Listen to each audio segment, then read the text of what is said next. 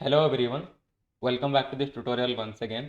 तो आज के इस वीडियो में हम देखेंगे necessary software for web API development, यानी कि वेब एपीआई डेवलप करने के लिए हमें कौन कौन से सॉफ्टवेयर ज़रूरत पड़ेंगे, इसके बारे में आज हम डिस्कस करेंगे। तो आज का कंटेंट है हमारे पास। पहले तो हम देखेंगे ऑपरेटिंग सिस्टम, यानी कि कौन सा ऑपरेटिंग सिस्टम हमें यूज़ करना चाहिए। फिर हम डॉट नेट कोर एसडीके और विजुअल स्टूडियो 2022 के बारे में डिस्कस करेंगे, ठीक है। उसके बाद SQL server and SQL server management studio के बारे में डिस्कस करेंगे। और लास्ट में हम पोस्टमैन के बारे में डिस्कस करेंगे। तो ये सब टॉपिक आज हम इस वीडियो में कवर करेंगे। तो सबसे पहले देख लेते हैं operating system. The choice of the operating system is crucial for dot net core web API development. तो dot net core web API develop करने के लिए ऑपरेटिंग सिस्टम चूज़ करना एक क्रूशियल पार्ट है, ठीक है। .NET Core is a cross-platform, meaning it can run on Windows, Linux and macOS। तो .NET Core हमारा क्रॉस प्लेटफॉर्म है, ठीक है।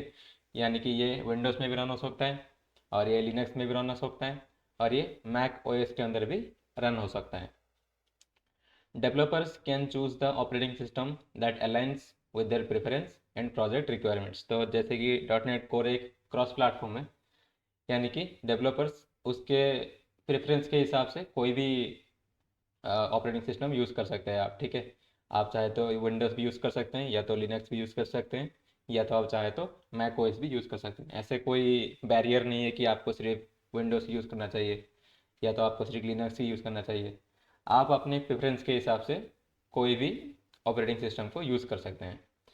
This flexibility enables seamless collaboration and deployment across various environments। उसके बारे में डिस्कस कर लेते हैं डॉट नेट कोर एसडीके और विजुअल स्टूडियो के बारे में। The dot net core software development kit, यानी कि जो हमारा डॉट नेट कोर एसडीके है, इज़ ए की component for building and running dot net core applications including the web APIs. तो हमारा जो डॉट नेट कोर एसडीके है, ये एक की कंपोनेंट है हमारा डॉट नेट कोर एप्लीकेशंस को रन करने के लिए। यानी कि हमारा वेब एपीआई हो गया, या तो हमने कुछ डॉट नेट से वेब ऐप्स बनाए हैं, ठीक है। तो जो भी हमने डॉट नेट के मदद से बनाया होगा, उसको रन करने के लिए हमें डॉट नेट कोर एस चाहिए। इसलिए हमें डॉट नेट कोर एस को इंस्टॉल करना होगा पहले। It provides the necessary tools and libraries for developing, testing and deploying applications across different platforms. तो ये हमें नेसेसरी टूल्स और लाइब्रेरीज प्रोवाइड करता है, ठीक है, डेवलप करने के लिए और टेस्टिंग करने के लिए और अपने एप्लीकेशंस को डिप्लॉय करने के लिए। Regular updates and improvements in the SDK ensure that developers have access to the latest features and enhancements। तो ये जो हमारा डॉट नेट पर SDK है, उसमें रेगुलर अपडेट्स होते रहते हैं, ठीक है, और वो इम्प्रूवमेंट होता रहता है ताकि डेवलपर क्या कर सके, लेटेस्ट फीचर को यूज़ कर सके। Visual studio 2022। Visual studio 2022 is a powerful integrated development environment. तो हमारा विजुअल स्टूडियो 2022 एक आईडी है, ठीक है, that streamlines the process of dot net core web API development, जिसकी मदद से हम वेब एपीआई डेवलप कर सकते हैं डॉट नेट कोर के मदद से। It offers A rich set of tools including code editors, debugging features and project management capabilities. तो ये हमें एक rich set of tools provide करता है, ये हमें एडिटर प्रोवाइड करता है, ठीक है, ये हमें डिबगिंग फीचर्स प्रोवाइड करता है और ये हमें प्रोजेक्ट मैनेजमेंट कैपेबिलिटीज़ भी प्रोवाइड करता है। The intuitive user interface enhances productivity and facilitates collaboration among team members working on the same project। तो Visual Studio 2022 को यूज़ करके हम कोलाबोरेशन भी कर सकते हैं। अगर एक प्रोजेक्ट में मान लो 4 लोग या 5 लोग काम कर रहे हैं, तो वो एक दूसरे से कोलाबोरेट कर सकते हैं विजुअल स्टूडियो की मदद से। उसके बाद हम एसक्यूएल सर्वर और एसएसएमएस, यानी कि हमारा एसक्यूएल सर्वर मैनेजमेंट स्टूडियो के बारे में डिस्कस कर लेते हैं। SQL Server 2019 is a relational database management system. तो जो हमारा SQL Server 2019 है, ये हमारा एक RDBMS है, यानी कि relational database management system that plays a crucial role in storing and managing data for the dot net core web API. तो मान लो कि हमने एक एपीआई बनाया डॉट नेट कोर की मदद से, ठीक है, तो उसमें जो भी डेटा होगा उसको स्टोर करने के लिए हमें एक डेटाबेस चाहिए, तो हम यूज़ करेंगे SQL सर्वर को डेटा स्टोर करने के लिए।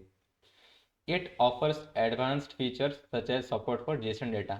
ठीक है, ये एडवांस फीचर को सपोर्ट करता है, ये जेसन डेटा को सपोर्ट करता है, ठीक है। Enhance security and improve performance. Integration with visual studio simplifies database development and ensures A seamless experience when working with data in your web API. तो ये हमें एक सीमलेस इंटरफेस प्रोवाइड करता है, ठीक है। इसको हम अपने विजुअल स्टूडियो के साथ इंटीग्रेट करेंगे और हमारा जो भी डेटा होगा इसमें हम स्टोर करेंगे। SQL Server Management Studio. SQL Server Management Studio is a graphical tool that provides a user-friendly interface. ये तो हमारा SQL सर्वर है, ठीक है। इसको एक ग्राफिकल टूल के हिसाब से दिखाने के लिए हम यूज़ करेंगे SQL Server Management Studio का। तो जो हमारा SSMS है, ये हमारा एक ग्राफिकल टूल है। ये हमें एक फ्रेंडली यूज़र इंटरफेस प्रोवाइड करता है ताकि हम हमारा जो डेटाबेस है उसको मैनेज कर सकें और उसके साथ इंटरेक्ट कर सकें। Developers use SSMS to perform tasks such as writing and executing queries, designing database schemas, and monitoring server performance. तो developers SSMS को यूज़ करके queries को write कर सकते हैं, ठीक है, और queries को execute कर सकते हैं। हमारा जो database का schema है उसको develop कर सकते हैं, design कर सकते हैं और हमारा performance को manage कर सकते हैं। It complements the SQL Server database by offering a centralized platform for database administration. तो ये हमारा SQL Server से कनेक्ट होगा, ठीक है, और हम डेटाबेस को मैनेज कर सकते हैं इसकी मदद से। लास्ट में हम पोस्टमैन के बारे में भी डिस्कस कर लेते हैं। Postman is a widely used API development tool that simplifies the testing and documentation of APIs, including .NET Core Web APIs. तो पोस्टमैन हमारा जो भी हम API बनाएंगे .NET की मदद से उसको टेस्ट करने के लिए हम यूज़ करेंगे पोस्टमैन को, और पोस्टमैन की मदद से हम अपने APIs का डॉक्यूमेंटेशन भी कर सकते हैं। सिर्फ .NET कोर वेब API ही नहीं, अगर हमने मान लो कि जावा की मदद से भी API बनाए हैं, ठीक है, या तो हमने Node.js की मदद से API बनाए हुए हैं, तो हम जिससे भी API बना हुआ होगा तो हम पोस्टमैन की मदद से अपने APIs को टेस्ट कर सकते हैं। With postman developer can create and send HTTP request. तो पोस्टमैन की मदद से डेवलपर क्या कर सकता है, सेंड कर सकता है HTTP रिक्वेस्ट, और रेस्पॉन्स बैक जब करेगा उसको भी हम एनालाइज कर पाएंगे and automate testing workflows. It facilitates collaboration among team members by allowing the sharing of API specifications and test collections, ensuring the reliability of your web API. इसके मदद से हम टीम मेंबर्स के साथ कोलैबोरेट भी कर सकते हैं, ठीक है। तो पोस्टमैन हमारा एक वेब API टूल है जिसको कि हम यूज़ करेंगे अपने APIs को टेस्ट करने के लिए। तो ये कुछ हमारे थे एप्लीकेशंस जो कि नेसेसरी हैं वेब API डेवलप करने के लिए। तो नेक्स्ट के कुछ वीडियोस में हम क्या करेंगे, ये सब एप्लीकेशन को एक एक करके इंस्टॉल करेंगे, ठीक है। तो तब तक के लिए goodbye and thanks for watching.